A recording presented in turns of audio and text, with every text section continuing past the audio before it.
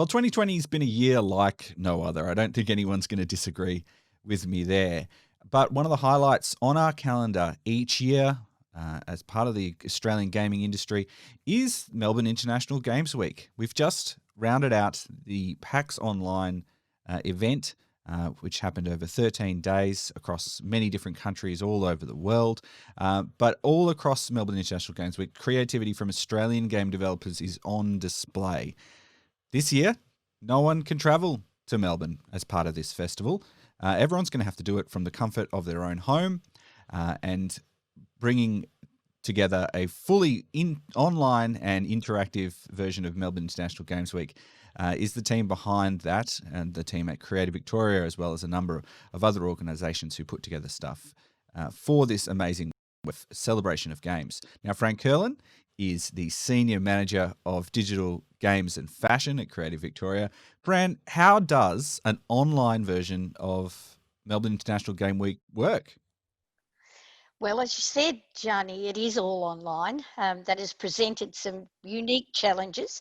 In fact, personally, I've learnt more tech in the last 6 months than I could ever have imagined. Um, so I think probably the key thing for us was the separation between PAX and the rest of Melbourne International Games Week.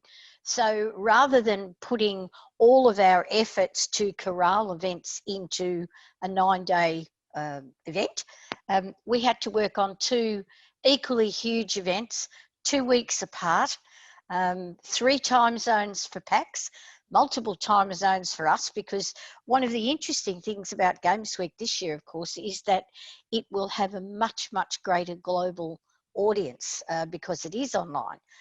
One of the silver linings, I guess, of the current situation is that we've been able to engage with a raft of international speakers, where perhaps we've not been able to tempt them down under to take a week out of their working life. And, it's a long way to come for many. In fact, I think when we chat with folk in Europe and perhaps Canada and North America, I think they think Australia is perhaps further away than the dark side of the moon. But we have a little saying. We say, jump on a plane, it's 2 meals, 2 movies, and a little sleep, and you're there. But this year, of course, they don't have to go through all of that. So it has been an interesting challenge. So the program will see many of our usual suspects, if you will. Obviously, GCAP, which is our industry, our B2B conference. That's just an extraordinary collective of talks and masterclasses. In fact, I'm going to go on record. I think it's going to be the biggest and the most successful, the most impactful for our games industry nationally and globally. Also, we have our traditional music in games, High Score. So they have transitioned to fully digital. So I think if I reflect on how we've got to where we are today with 100% digital, it's been 6 months of agonising uncertainty.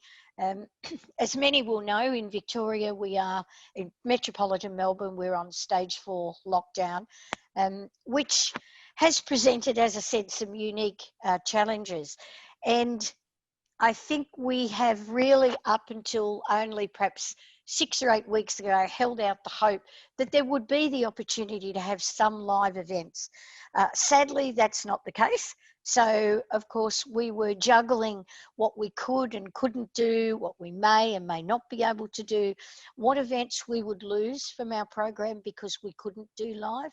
An example of that would be Locomo Jam. So last year we followed in the footsteps, or the tracks, I should say, of some friends who run this event in the United States, where they travel from Chicago to San Francisco. Pardon me. So we had a group leave Brisbane and travel down to Melbourne. Sorry. And we were very keen to do that this year, but sadly with the COVID restrictions, that's not possible. But more importantly, we've kept every other event from previous years. And we've in fact managed to find some new events that we think will be such a cracking success that we anticipate that they will be ongoing feature events in years to come when we all get back to 80,000 plus people and the marriage resumed between PAX and MIGW.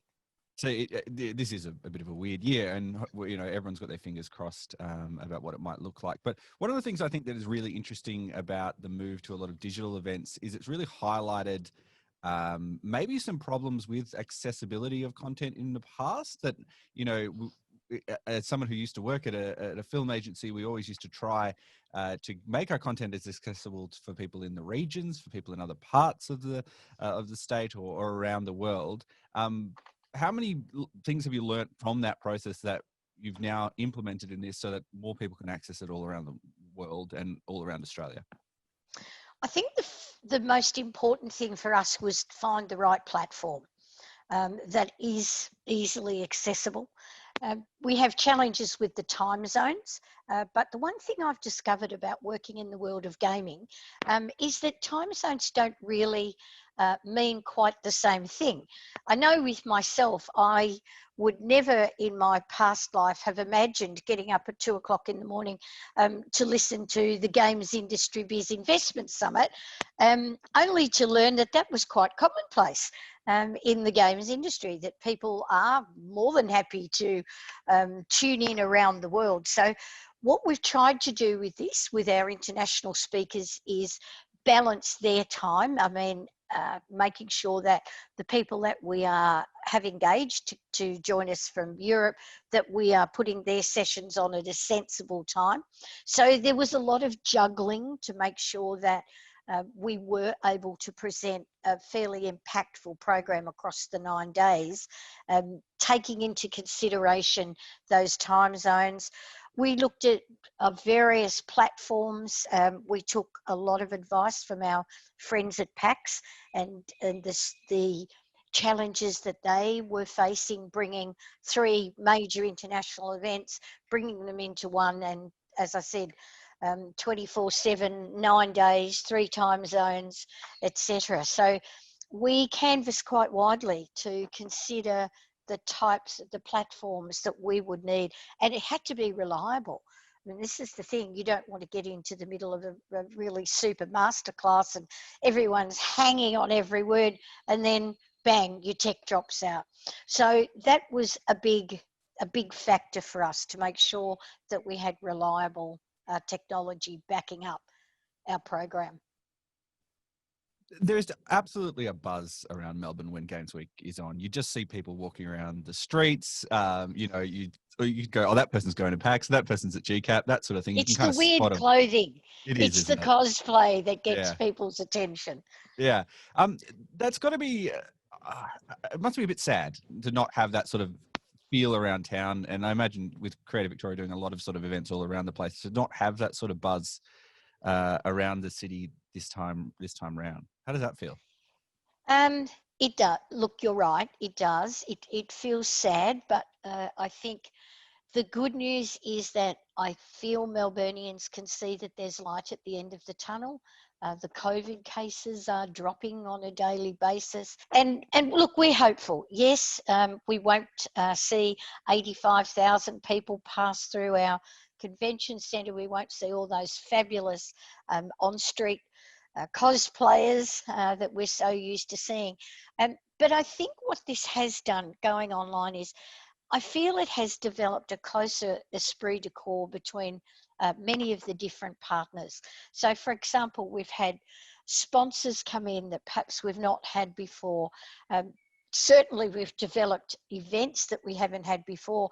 And Creative Victoria, together with our friends at Film Victoria, have managed to pull a lot of disparate groups together to partner on events. So whilst we may not have, in Melbourne anyway, have people walking around, we're still going to have PAX doing cosplay. So you will see it live and in all its glory. One thing I wanted to ask about, because we have a lot of listeners who are developers who are at varying levels of experience. They might be listening to the expertise that we have on from more established developers. A lot of their plans might have been waylaid this year. They may have been planning to go to GDC to take their prototypes over, or to even come over to Games Week and show it off to prospective funders or screen agencies or whoever. What would you say to them if they think that, oh, my timeline's completely thrown out, I don't know what I'm going to do because my step was to go here, shake a few hands, maybe get a few cards, but perhaps do a deal? Don't give up. We have plans. GCAP is running an exceptionally good meet to match program, so business matching, so people won't miss out. We're also working with our Austrade partners to run a pitching session for companies that have games that they're keen to get into China, which of course we all know is a challenge for a raft of reasons. We have pitching sessions with the Nordic Games Discovery Contest, which will be fascinating. So studios will have the opportunity to pitch basically in a live action feel. It's a really fascinating way to see people pitch, where they're not just standing in front of a Shark Tank environment, but rather it's the whole ocean, because they're pitching in front of a global audience. So that should be a lot of fun. We're also talking with various partners, the likes of Valve and others, about how they can engage directly with Australian developers. So whilst it's not the ideal, of course, we'd all love to be on planes and coming to Melbourne, and as you say, distributing those business cards like confetti.